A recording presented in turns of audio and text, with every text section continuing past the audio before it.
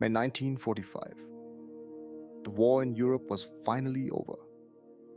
After 6 years of destruction, bloodshed, and unimaginable suffering, Nazi Germany had surrendered. Across Europe, millions of people poured into the streets. Church bells rang, flags waved, crowds celebrated. For many, it was the happiest day of their lives. But while Europe celebrated peace, more than 10 million German soldiers faced an uncertain future. Some would spend years behind barbed wire. Some would be transported thousands of miles from home. Others would simply disappear. Many families would spend decades searching for answers. And some German soldiers would not return home until 10 years after the war had ended. So what happened to these men? Where did they go? And why did the end of World War II become the beginning of another struggle for millions of German soldiers? This is one of the most forgotten stories of the 20th century. By the spring of 1945, Germany was collapsing. For years, Nazi Germany had controlled much of Europe. Its armies had conquered vast territories. Its leaders believed victory was inevitable. But now, everything was falling apart. From the east, the Soviet army was advancing toward Berlin. From the west, American, British, and French forces were pushing deeper into Germany. German cities were in ruins. Factories had been destroyed. Railways barely functioned. Millions of civilians were fleeing their homes. The German military was exhausted. Many units no longer had enough fuel. Some lacked ammunition. Others had lost contact with their commanders. The war machine that once terrified the world was breaking apart. Yet fighting continued. In many places, German soldiers continued to resist despite overwhelming odds. Some fought because they believed in victory. Others fought because they feared surrender. And many simply followed orders. As Soviet forces approached Berlin, the situation became desperate. Entire neighborhoods turned into battlefields. Buildings were destroyed one street at a time. Thousands of civilians became trapped between the fighting armies. Inside Berlin, Adolf Hitler remained in his underground bunker. The leader who had promised Germany a 1,000-year empire now watched that empire collapse around him. Reports arriving from the front were catastrophic. German generals warned that there were no reserves left. No armies remained capable of saving Berlin. No miracle weapon would change the outcome of the war. Yet, Hitler continued issuing orders. Many of those orders could never be carried out. Some divisions existed only on paper. Others had already been destroyed. Reality was catching up with Germany. Fast. Then came April 30th, 1945. Adolf Hitler committed suicide. Inside a bunker beneath Berlin, the man who had started the war was dead. For many Germans, it was a shocking moment. Some refused to believe the news. Others saw it as proof that everything was over. But the fighting did not stop immediately. German soldiers continued to fight. Soviet troops continued advancing. Civilians continued suffering. Only days later, Germany officially surrendered. On May 8, 1945, the war in Europe came to an end. The Third Reich no longer existed. But for millions of German soldiers, a new chapter was about to begin. In the days following Germany's surrender, something extraordinary happened. Across Europe, millions of German soldiers began laying down their weapons. Entire armies surrendered. Entire divisions disappeared, almost overnight. Roads became crowded with defeated soldiers. Military vehicles were abandoned by the thousands. Tanks stood silent beside highways. Artillery pieces were left in fields. Weapons that had once been used across Europe were now useless. The war was over. For many soldiers, the experience felt unreal. Only weeks earlier, they had been fighting desperate battles. Now they were standing in lines waiting to become prisoners. Some soldiers felt relief. The fighting had finally ended. No more artillery fire, no more bombing raids, no more fear of dying in battle. Others felt fear. What would happen next? Would they ever return home? How long would captivity last? Nobody knew. Many German soldiers desperately tried to surrender to American or British forces. They believed Western captivity would be safer than Soviet captivity. Stories from the Eastern Front had spread throughout the German army. Many soldiers feared being captured by Soviet troops. As a result, huge numbers moved westward whenever possible. The roads became packed. Soldiers marched for days. Vehicles ran out of fuel. Thousands continued on foot. Everywhere people were moving. Soldiers, refugees, families, entire communities. Germany had become a nation in motion. The chaos was overwhelming. Communication networks had collapsed. Many commanders no longer knew where their own units were located. Orders stopped arriving. And when orders did arrive, they were often meaningless. The German military structure was falling apart. Survival became the only objective. Some soldiers destroyed military documents. Others removed insignia from their uniforms.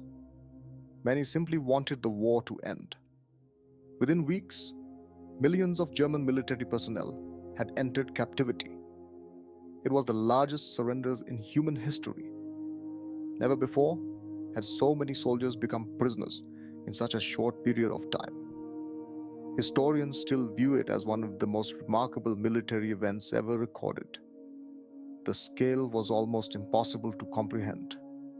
More than 10 million men, 10 million stories, 10 million uncertain futures.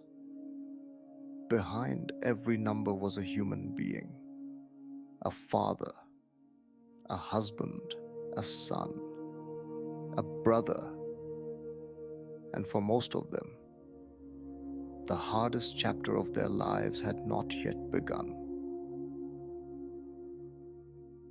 When millions of German soldiers surrendered, the United States faced an enormous problem.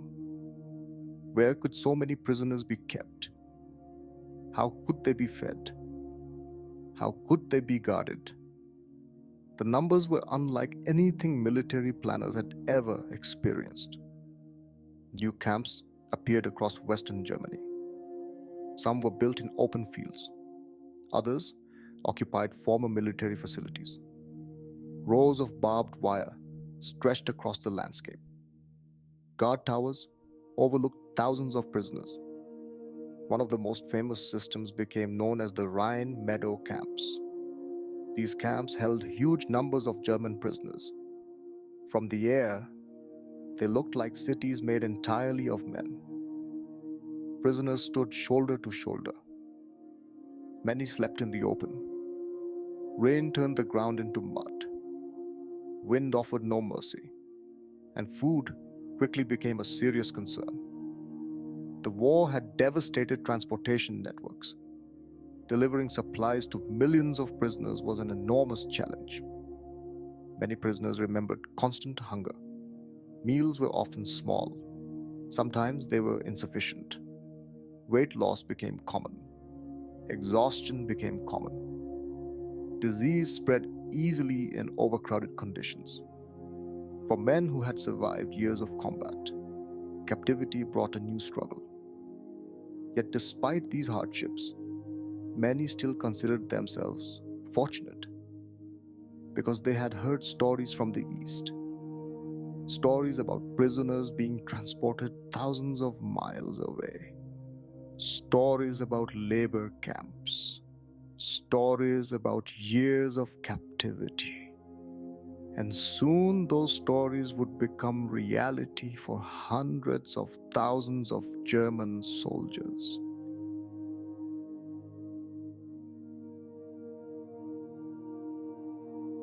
For many German soldiers, captivity in the West was difficult. But for those captured by Soviet forces, the experience was often far more severe. The journey usually began shortly after capture. Groups of prisoners were gathered together, names were recorded, possessions were inspected. Then came the waiting. Sometimes the prisoners waited for days, sometimes for weeks. Eventually, transport orders arrived. The destination was rarely explained. Many prisoners had no idea where they were going. Some believed they would remain near Germany. Others expected to return home within months. Few understood what awaited them. Then came the trains. Long lines of freight cars stood waiting on damaged railway tracks. Thousands of prisoners were loaded aboard. The conditions were crowded. Space was limited. The journeys were long, very long. For many prisoners, this was the moment they realized captivity would not end quickly. The trains moved eastward, past destroyed cities, past ruined villages, past landscapes scarred by years of war. Day after day, the trains continued. Many prisoners lost track of time. Some had never traveled so far from home. Others had never even left Germany before the war. Now they were crossing vast distances into unfamiliar territory. Rumors spread constantly. Some prisoners believed they were heading to factories. Others believed they would be exchanged and released. Many simply remained silent.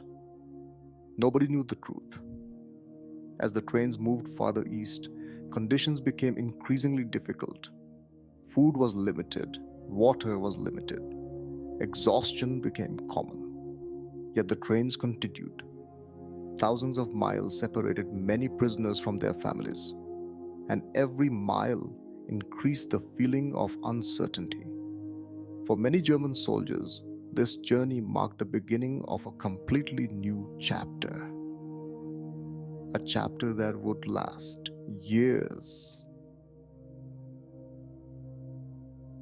When the trains finally arrived, many prisoners were shocked by what they saw. The Soviet Union was enormous. The distances were difficult to imagine. Some camps were located near industrial centers. Others were located deep in remote regions. For many prisoners, the first days were filled with confusion. Everything was unfamiliar. The language was unfamiliar. The climate was unfamiliar. The future was uncertain.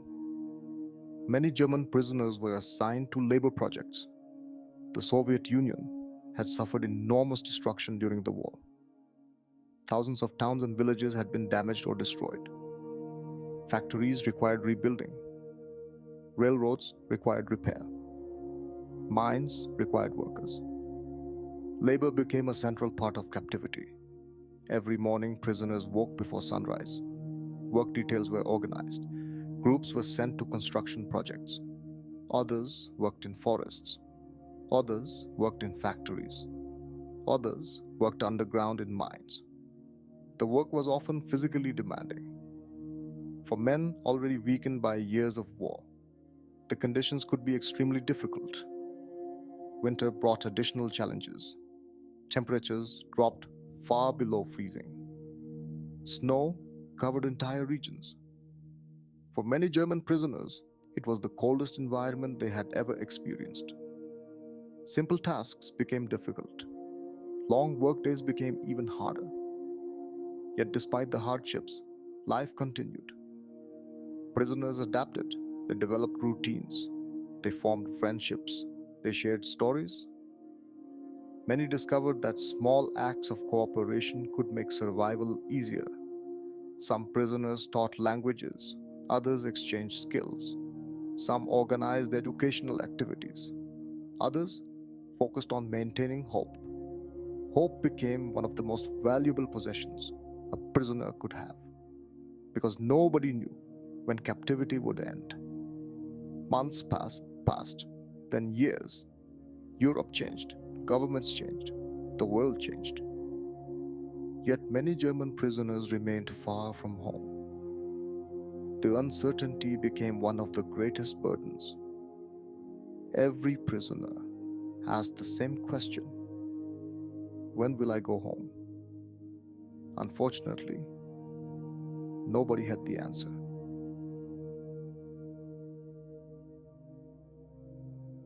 While hundreds of thousands of German prisoners struggled through captivity, another struggle was taking place back home.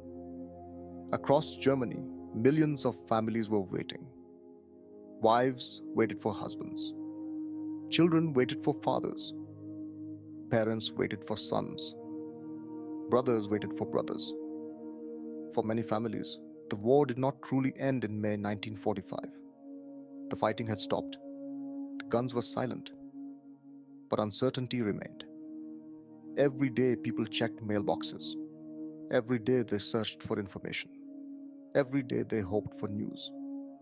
Sometimes a letter arrived, a simple piece of paper, a few handwritten lines, a message from a prison camp. For many families, those letters became priceless treasures. One sentence could change everything. I'm alive. Those 3 words brought relief. They brought hope. They brought proof that someone had survived. But not every family received a letter. Thousands heard nothing.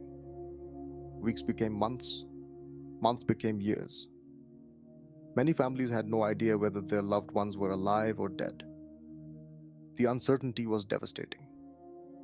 Some continued hoping. Others slowly accepted the possibility that they might never receive answers.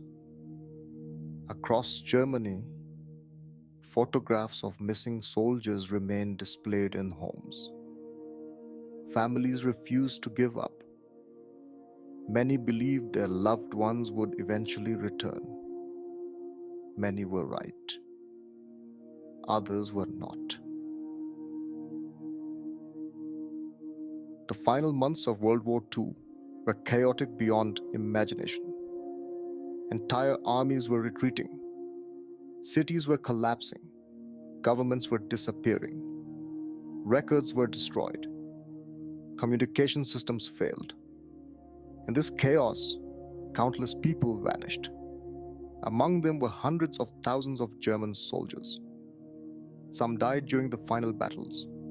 Others disappeared during retreats. Some were captured without proper records being created. Others were buried in unknown locations. Families often received no information, no confirmation, no explanation, only silence. After the war, organizations across Europe began searching for answers. Lists of missing soldiers were created. Records were compared. Witnesses were interviewed. Mass graves were investigated. Year after year, new information appeared. Some mysteries were solved. Others remained unanswered. For many families, the search lasted decades. Some parents died without ever learning what happened to their sons. Some wives never learned the fate of their husbands. The missing became one of the most painful legacies of the war. Even today, historians continue identifying remains and solving long-standing mysteries. The war may have ended in 1945, but for many families, its consequences lasted a lifetime.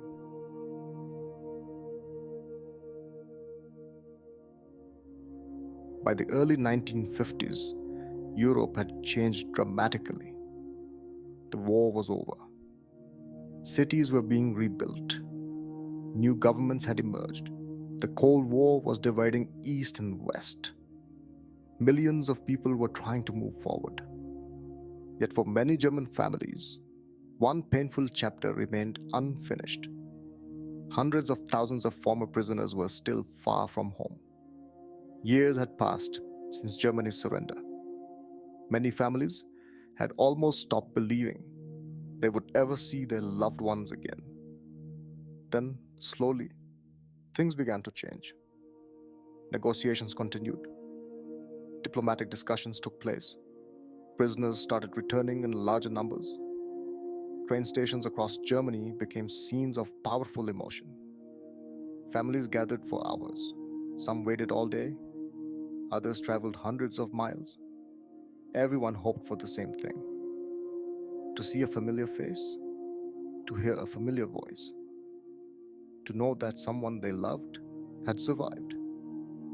As trains arrived, crowds rushed forward. Parents searched for sons, wives searched for husbands, children searched for fathers they barely remembered. Many reunions were emotional beyond words. Some people cried, some laughed, some simply stood in silence. For years they had imagined this moment. Now, it was finally happening. Yet not every reunion was easy. Time had changed people. Many former prisoners looked older than their age. Years of hardship had left visible marks. Some returned with health problems. Others carried emotional scars. Many struggled to speak about what they had experienced. Some preferred silence. Others spent years trying to explain their stories. For many returning prisoners, another challenge was waiting. Germany itself had changed.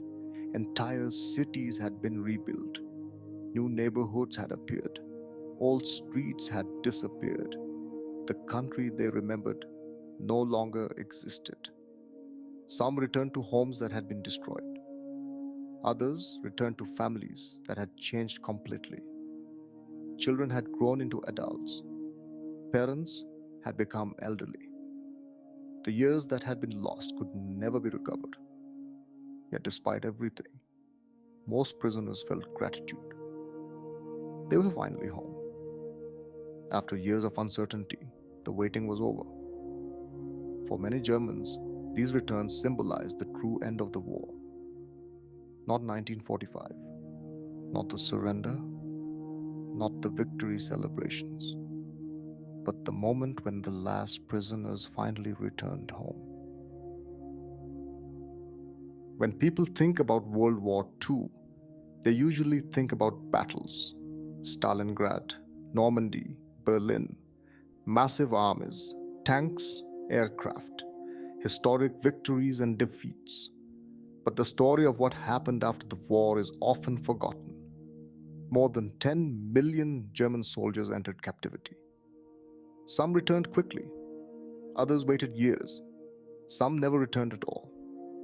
Behind every statistic was a human life, a young soldier wondering if he would ever see home again, a mother waiting for a letter, a wife hoping her husband was still alive, a child growing up without a father. For millions of people, the consequences of war continued long after the fighting ended. The surrender of Germany closed one chapter of history, but it opened another, a chapter of captivity, separation, survival, loss, and eventually return. Today, nearly 80 years later, the experiences of those soldiers remain an important reminder. Wars do not end when the shooting stops. Their effects continue for years, sometimes for generations. The story of 10 million German soldiers is not only a story about Germany. It is a story about the human cost of war. It is a story about uncertainty, about endurance, about survival, and about the hope of one day returning home. Because for millions of German soldiers, the end of World War II was not the end of their journey. It was only the beginning of a very different one.